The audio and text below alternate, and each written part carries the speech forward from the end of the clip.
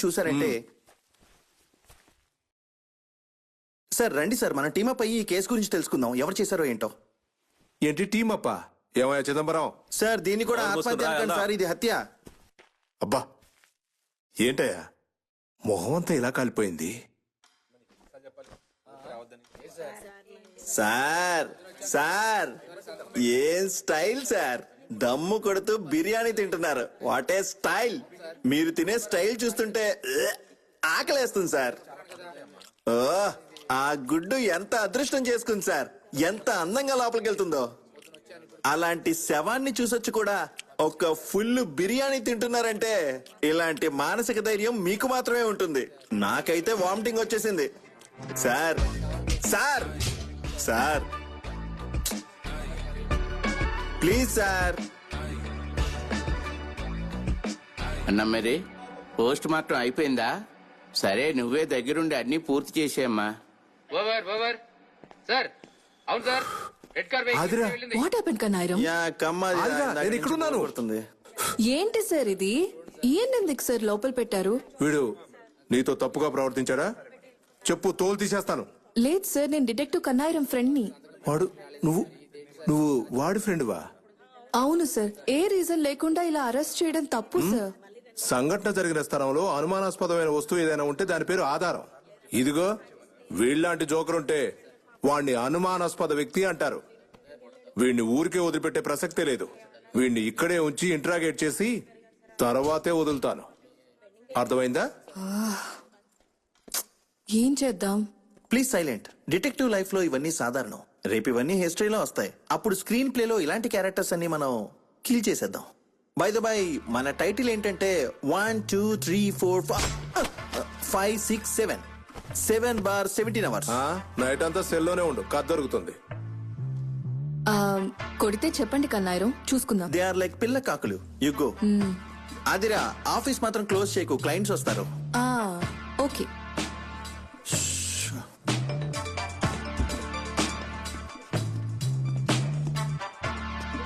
Hello hello, detective agent Kannayiram ఉన్నారా?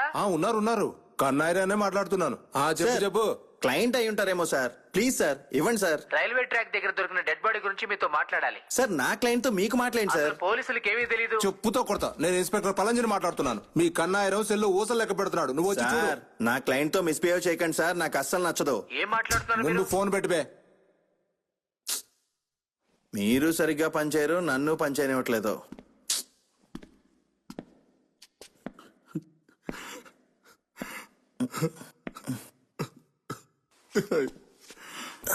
Sir మిమ్మల్ని చెప్పండి, ఎలాంటి సమస్యనైనా ఊది పారేస్తాను.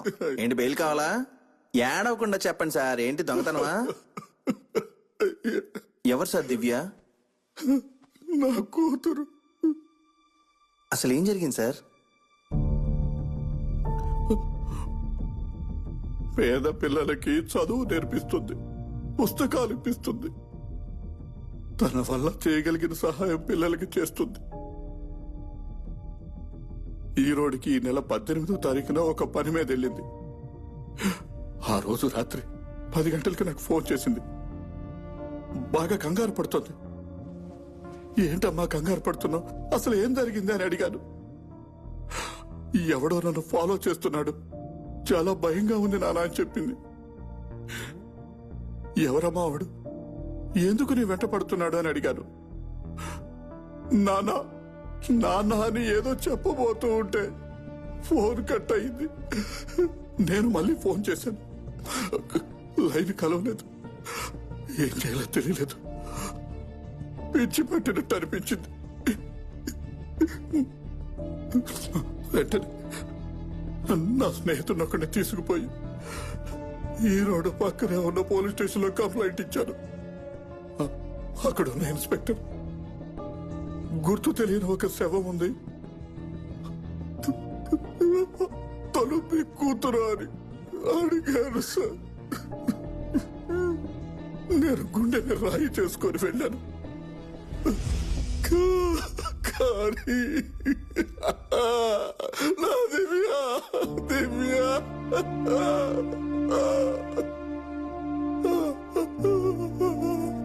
ఆమె నా కూతురు దివ్యనే సార్.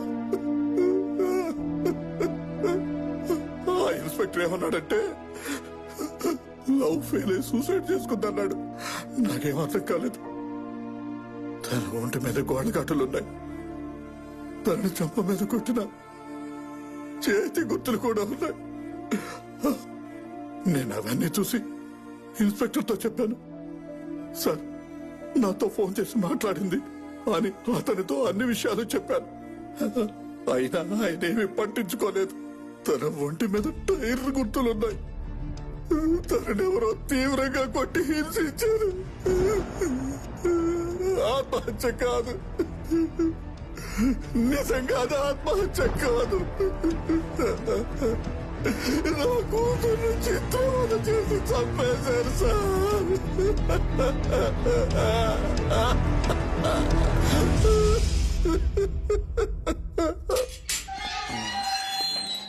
పోనీలే అని ఈసారి వదిలేశాడు.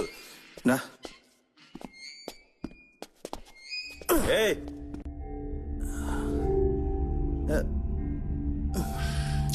ఒకే నెంబర్ నుంచి 5-6 సార్లు కాల్ వచ్చింది. 97-229-456. నాకు న్యాయం కావాలి. ఖచ్చితంగా వాళ్లే చేసుంటారు. నా పరిస్థితి ఎవ్వరికీ రాకూడదు. దివ్య, దివ్య, నాకు న్యాయం జరగదా? న్యాయం అడిగితే నానే తప్పుడు కేసు పెట్టి లోపల తోశారు. రేపు సభ్యులు కూడా మారుస్తా అని చెప్పారు. నైట్ అంతా ఏడుస్తూనే ఉన్నాడు. ఆయన్ని చూసి కడుపు తరుక్కుపోయింది. ఏ తండ్రికి ఇలాంటి పరిస్థితి రాకూడదు.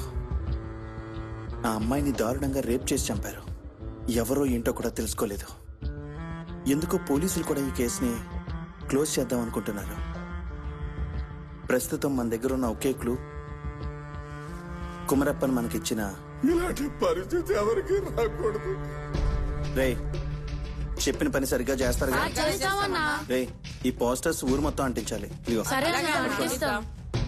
మనకెంతో ఇష్టమైన వాళ్ళు చనిపోతే వాళ్ళని ఒక్కసారైనా చూడాలనిపిస్తుంది.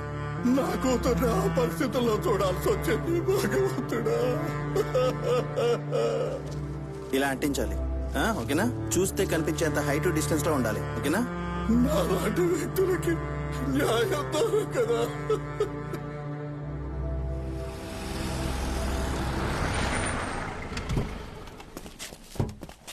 యాజ్ పర్ రిజిస్ట్రేషన్ మారన్ అనే పేరు మీద సో మన దగ్గర ఉన్న ఈ ఇన్ఫర్మేషన్ తోనే మనం ఒక్కొక్కడుగు వేసుకుంటూ వెళ్ళాలి.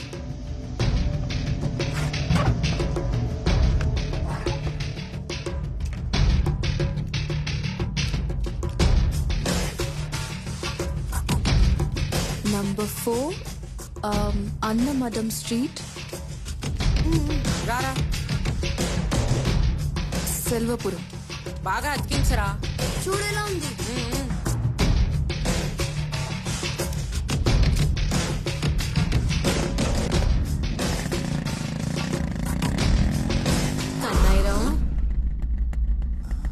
కన్నైరం, గుర్తుపట్టింది.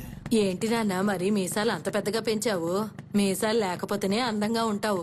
నువ్వు కూడా మొహం మీద ముడతలు లేకపోతే అందంగానే ఉంటావు. ఏం చేస్తాం? మన ఊర్లో ఉన్న పోతురాజు గుడిలో కత్తుల్ని దొంగిలించి పారిపోయారంట. కొంచెం వెతికి పెట్టినాయనా. ఒక ఇంపార్టెంట్ కేసు ఇన్వెస్టిగేషన్ లో బయటకు వెళ్తుంటే ఆపి కత్తులు కటార్లు వెతకమంటున్నావు. నేను వెళ్ళొస్తానన్నా ముందా పని చేయబెట్టరు. చెప్పమన్నారు, అందుకే. ఇంతకు ముందులా నేను ఫ్రీ కేసెస్ ఏం డీల్ చేయట్లేదు. వెళ్ళు వెళ్ళు, త్వరగా వెళ్ళు. ఎవరండి? రండి, మీకు బాగా కావాల్సిన వాడినే. ఓటు వినియోగం మీ హక్కు. వేయకపోతే తప్పు. దొంగ ఓటు పాపం. దాన్ని ఆపడం మీ బాధ్యత. మంచోడి కోటేస్తే 5 ఏళ్లు సంతోషంగా ఉండొచ్చు. తప్పుడు మనిషికి వేసారంటే 2 ఏళ్లు లోపల ఉండొచ్చు. ఇదిగో, అది ఇది అని మాట్లాడి నష్టపెట్టకండి. మీరే పార్టీ తరపున వచ్చారు? మీ గుర్తేంటి? మీరు ఓటుకి ఎంత ఇస్తున్నారో ముందు అది చెప్పండి, మిగతావి తర్వాత.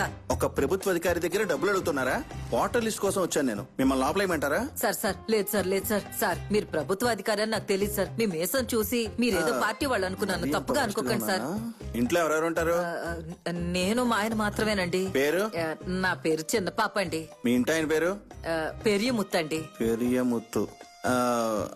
మారనని పైన ఉండేవాడే ఎవరతను మీ అబ్బాయా అయ్యయ్యా వాడు మా కొడుకు కాదండి. అయ్యయ్యో మాకు అసలు పిల్లలే లేరండి. ఇక మీదటే వాడు మా ఇంట్లో అద్దెకుంటున్నాడండి. నెల నెల అద్దిస్తున్నాడు కాబట్టి అతను ఉండనిస్తున్నాం. వాడు చాలా హింసిస్తాడు. వాడు ఎక్కడ పని చేస్తున్నాడు వాడెక్కడ పనిచేస్తున్నాడో నాకు తెలియదండి. వాడిని వెతుక్కుంటూ పిల్లలు వస్తారు. ఆడోదొక రకమైన మనిషి అండి. 18వ తారీఖు వచ్చాను, ఇల్లు తాళం వేస్తుంది. ఎక్కడికి వెళ్ళారు మీరు? సినిమాకి వెళ్ళి అటు నుంచి హోటల్కి వెళ్ళి తినేసి వచ్చాం. మారన్ కూడా ఆ రోజు లేడు. ఎక్కడికి వెళ్ళాడు? ఆ రోజు వాడు నిజంగానే ఎక్కడికి వెళ్ళాడు? కంగారుగా వచ్చాడు. నేను ఈ రోడ్డుకు వెళ్ళొస్తాను, ఇదిగోండి తాళం అని చెప్పి ఇచ్చాడు. సార్ ఎందుకు సార్ తన గురించి నన్ను అడుగుతున్నారు? సర్లే గానీ మర్చిపోకుండా నువ్వు మీ ఆయన కలిసి వచ్చి ఓటేయండి. అప్పుడే మీకు పిల్లలు పుడతారు.